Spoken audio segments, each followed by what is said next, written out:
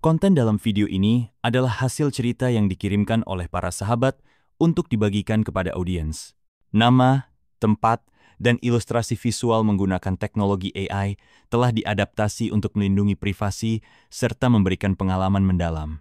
Segala kesamaan dengan kejadian atau individu sebenarnya adalah murni kebetulan. Jangan lupa untuk like, subscribe, dan bagikan video ini agar channel ini bisa terus berkembang dan menghadirkan lebih banyak kisah nyata yang menyeramkan.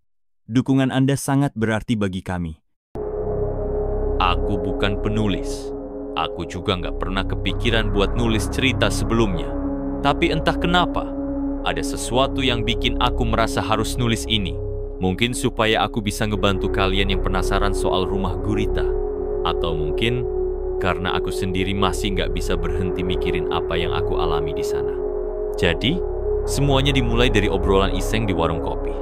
Aku, Fajar, Randy, dan Tika lagi ngobrol soal tempat-tempat angker di Bandung. Aku sih awalnya cuma dengerin aja, karena aku emang gak terlalu percaya hal-hal mistis. Tapi pas Tika nyebut soal rumah gurita, aku langsung tertarik. Ada rumah di daerah Pasteur, di atasnya ada patung gurita gede banget, kata Tika. Suaranya pelan seolah-olah takut ada yang denger. Katanya itu tempat pemujaan. Banyak yang bilang kalau orang yang masuk ke sana nggak pernah keluar lagi. Aku ketawa. Serius, Tik? Kalau gitu, kenapa polisi nggak pernah nyelidikin? Randy, yang dari tadi cuma dengerin, ikut nimbrung. Ya, karena nggak ada bukti lah. Lagian, siapa juga yang berani masuk ke sana? Palingan cuma rumor. Tapi aku bisa lihat ada sesuatu di mata Tika. Semacam ketakutan yang nggak bisa dijelasin. Aku punya temen yang pernah ke sana, katanya pelan. Dia nggak hilang sih, tapi sejak itu dia jadi beda. Kayak kosong. Aku nggak tahu kenapa, tapi aku jadi makin penasaran. Aku ngerasa kalau aku masuk rumah itu, aku bakal bisa buktiin kalau semua cerita ini cuma mitos. Aku pengen nunjukin ke mereka kalau nggak ada yang perlu ditakutin. Ayo kita ke sana, kataku tiba-tiba. Mereka semua kaget. Fajar langsung ngelengos. Gila lo, Dit. Itu tempat serem, bro. Udahlah, jangan macem-macem. Tapi aku bisa lihat kalau Randy tertarik. Jam berapa? Tanyanya. Tika langsung bangkit dari kursinya. Aku nggak mau ikut, katanya tegas. Kalau kalian mau pergi, silakan. Tapi jangan nyalahin aku kalau ada yang kejadian. Aku cuma ketawa. Udah, Tik. Nggak bakal ada yang kejadian kok. Dan begitulah.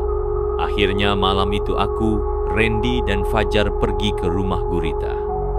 Kami berangkat sekitar jam 11 malam.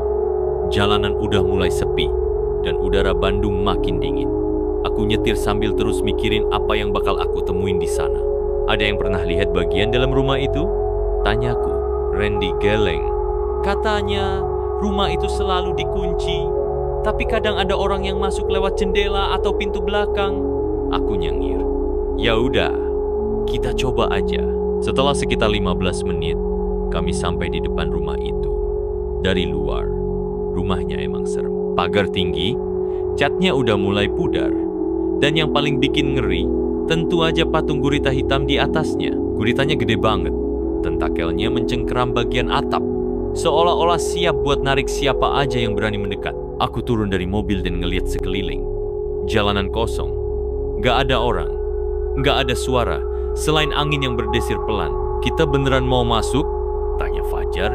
Suaranya agak gemetar. Aku ngelangkah maju. Ayo. Kami muterin rumah itu nyari celah buat masuk. Akhirnya kami nemuin jendela yang sedikit terbuka di samping.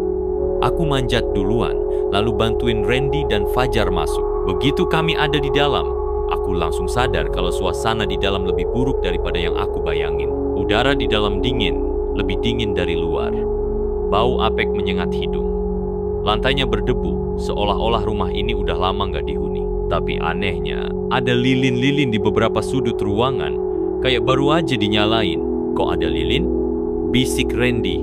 Aku nggak jawab. Aku melangkah pelan, mencoba melihat ke dalam ruangan lain. Ada sebuah lorong panjang di depan kami, gelap dan sepi. Tiba-tiba, kami dengar sesuatu. Suara langkah kaki. Fajar langsung pegangan ke bahuku. Lo denger itu? Aku ngangguk. Kami semua diam, nahan napas. Langkah kaki itu makin dekat. Aku bisa merasakan detak jantungku makin cepat. Dan lalu, kami melihatnya. Seseorang atau sesuatu berdiri di ujung lorong. Siluetnya samar. Tapi aku bisa lihat bahwa sosok itu tinggi. Dengan tubuh kurus dan wajah yang gak bisa aku lihat jelas. Aku mau kabur. Aku mau teriak. Tapi tubuhku gak bisa gerak. Sosok itu mulai mendekat. Langkahnya pelan, tapi pasti. Dan tiba-tiba, semuanya gelap. Aku gak tahu berapa lama aku gak sadarkan diri. Yang aku tahu, saat aku bangun, aku ada di sebuah ruangan yang gak aku kenal.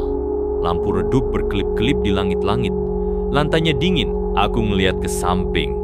Fajar dan Randy juga ada di sana, tapi mereka masih pingsan. Aku mencoba berdiri, tapi kakiku lemas. Aku merasa seperti ada sesuatu yang menghisap energi dari tubuhku. Dan lalu aku dengar suara, pelan, seperti bisikan. Kalian seharusnya nggak di sini. Aku ngerasa jantungku berhenti sesaat. Aku mencoba mencari sumber suara itu, tapi nggak ada siapa-siapa. Tiba-tiba, pintu ruangan itu terbuka sendiri. Aku nggak mau tetap di sana. Aku langsung bangunin Fajar dan Randy. Mereka kelihatan linglung, tapi aku nggak peduli. Kita harus keluar dari sini, bisikku. Kami berlari. Kami nggak peduli suara-suara aneh yang kami dengar di belakang kami. Kami nggak peduli apakah ada yang mengikuti kami atau enggak. Yang penting, kami harus keluar. Begitu kami sampai di luar, aku langsung ngambil napas dalam-dalam. Udara malam terasa jauh lebih hangat daripada udara di dalam rumah itu. Aku ngeliat ke belakang. Rumah itu masih ada di sana, berdiri diam, seolah-olah nggak ada yang terjadi. Aku nggak tahu apa yang sebenarnya kami alami malam itu. Tapi satu hal yang pasti, aku nggak akan pernah kembali ke sana lagi.